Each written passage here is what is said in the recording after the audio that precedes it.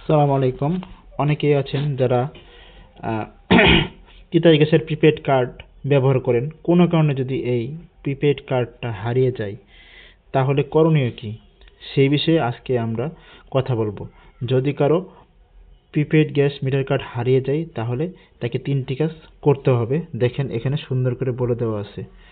প্রথমে আপনাকে থানায় গিয়ে জিডি করতে হবে। ওই জিডির মধ্যে অবশ্যই আপনার গ্রাহক সংকেত নাম্বার এবং মিটার নাম্বার উল্লেখ থাকবে। 2 নম্বর যে কাজটা, সংযোগটা যার নামে আছেন ওনার জাতীয় পরিচয়পত্রের কপি লাগবেন, এনআইডি কার্ডের কপি লাগবে। আর 3 নম্বর হলো প্রিপেইড মিটারে রূপান্তর হওয়ার আগ পর্যন্ত যত বকেয়া আছে সমস্ত বকেয়া পরিশোধ করতে হবে। তো এই 3টি কাজ করে আপনি জিডির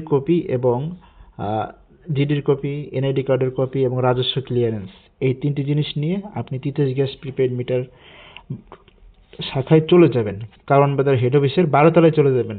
প্রিপেড মিটার শাখায় গেলে ওনারা নতুন একটা কার্ড ইস্যু করে দিবে। কার্ড ইস্যুর সময় কোনো টাকা আপনাকে পে করতে হবে না।